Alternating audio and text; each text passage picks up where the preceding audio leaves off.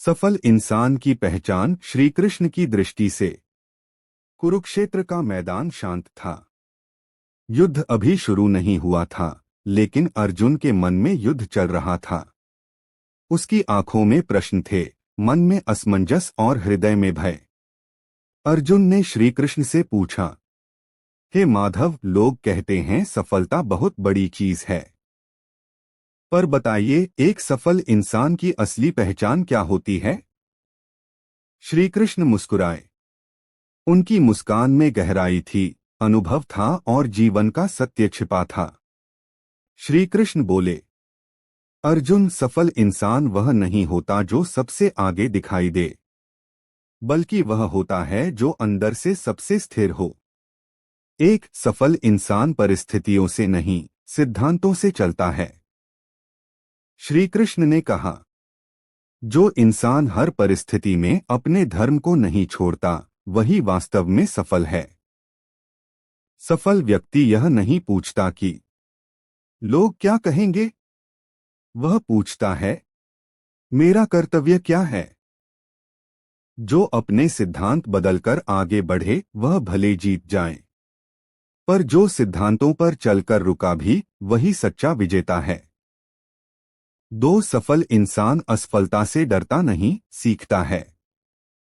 अर्जुन को देखते हुए श्री कृष्ण बोले, असफलता से वही डरता है जिसे अपने आप पर विश्वास नहीं होता। सफल इंसान जानता है कि हर गिरना एक शिक्षा है और हर ठहराव एक तैयारी। अर्जुन, जो बार बार गिरकर भी उठने का साहस रखता है, उसे संसार कभी हरा नहीं सकता। तीन सफल इंसान अपने मन का स्वामी होता है। श्री कृष्ण ने गंभीर स्वर में कहा, मन सबसे बड़ा मित्र भी है और सबसे बड़ा शत्रु भी। जो इंसान क्रोध में निर्णय नहीं लेता, लोभ में रास्ता नहीं बदलता और भय में कर्तव्य नहीं छोड़ता, वही सफल है। जिसने अपने मन को जीत लिया, उसने पूरे संसार को जीत लिया।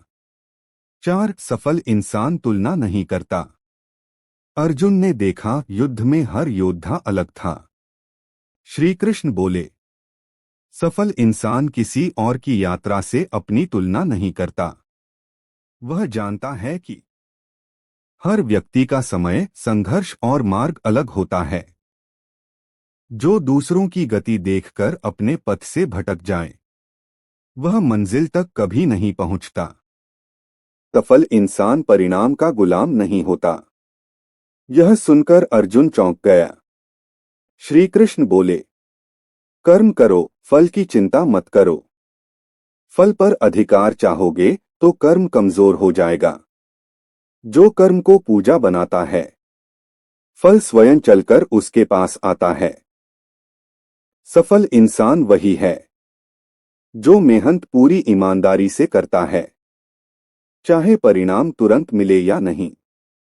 छह सफल इंसान विनम्र होता है।